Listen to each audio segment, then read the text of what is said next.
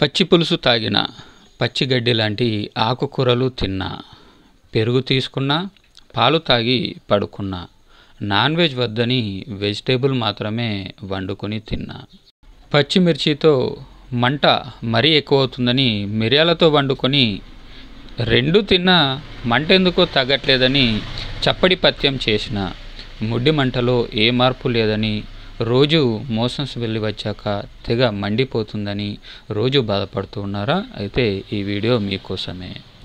చూడండి, ఇవి నాగ కేసరాలు ఇలా ఉంటాయి.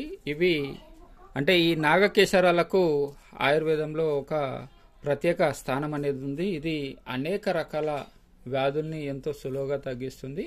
మీరు చూస్తున్నారు కదా, ఇది ఇలా మీరు గమనించినట్లయితే ప్రతిదానికి ఒక తోకలాగా కనిపిస్తుంది. దీన్ని గుర్తుపట్టడానికి ఈ విధంగా ఉంటుంది, తోకలాగా ఉంటుంది. సో ఇది నాగకేసరాలు చూస్తున్నారు కదా. ఇందులోనే వాయు విడంగాలు కూడా చూడడానికి ఈ విధంగానే ఉంటాయి. అంటే వాయు విడంగాలు కొన్నిసార్లు మనకు ఏదైతే ఈ గోధుమ రంగులో కనిపిస్తున్నాయో అవి నల్లగా కనిపిస్తాయి. నల్లగా కనిపిస్తే మీరు కన్ఫ్యూజ్ కావడానికి అవకాశం అనేది ఉండదు. అలా కాకుండా మీకు ఇలా గోధుమ రంగులో కనుక కనిపిస్తే నాగకేసరాలతో పాటుగా వాయు విడంగాలు కూడా సేమ్గా కనిపిస్తాయి. సో అట్లాంటప్పుడు ఏంటంటే ఈ నాగకేసరాలను కనుక మీరు ఇలా ఒత్తారనుకోండి, చూసారు కదా, ఇందులో పూర్తిగా ఈ లోపల ఏవైతే విత్తులా కనిపిస్తున్నాయో ఇలా చిన్న చిన్న ముక్కలుగా ఇలా కనిపిస్తాయి, పొడిలాగా. ఇది నాగకేసరాలు. ఒకవేళ వాయు విడంగాలు మీకు ఇలాగే కనిపించే విధంగా దొరికాయనుకోండి, వాటిని ఇలా ఒత్తారనుకోండి, ఇలా లోపల ఈ విధంగా ఉండదు. లోపల కూడా మీకు చూడడానికి ఇలా గింజలాగా, ఒకటే గింజలాగా కనిపిస్తుంది.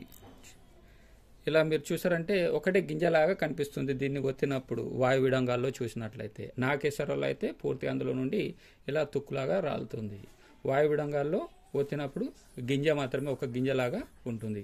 సో ఇది గుర్తుపట్టడానికి నేను మీకు మళ్ళీ వేరే వీడియోలో ఈ వాయు విడంగాలు తర్వాత నాగకేసరాల ప్రయోజనాలు చూడడానికి ఇంకా మీరు గుర్తుపట్టే విధంగా అన్నీ కూడా డీటెయిల్గా నేను వేరే వీడియో చేసి చూపిస్తాను. ఇప్పుడు ఈ సమస్య ఉన్నవారు ఇలా ఈ నాగకేసరాలను తెచ్చుకొని మీరు ఏదైనా మిక్సీ జార్లో వేసి పొడిలాగా చేసి పెట్టుకోండి. ఇక్కడ నేను మీకు ఒకే మోతాదుగా చూపిస్తున్నాను కాబట్టి డైరెక్ట్గా రోట్లో వేసి నూరుతున్నాను.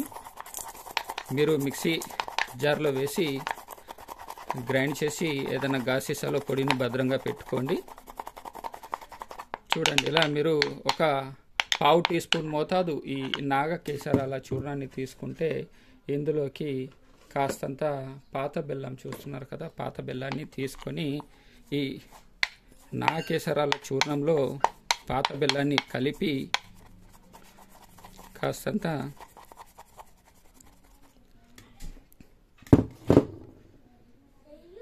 ఇలా ఉండలాగా చేసుకోండి.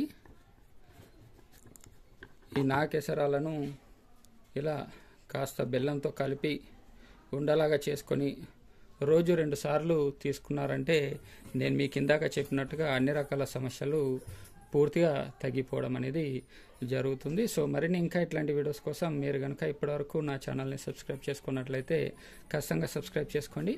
మరియు పక్కన ఉన్న బెల్ ఐకాన్ని ట్యాప్ చేయడం ద్వారా నా యొక్క లేటెస్ట్ వీడియోస్ మీకు అప్డేట్స్ వస్తూ ఉంటాయి. సో మరిన్ని వీడియోస్ కోసం థ్యాంక్ యూ.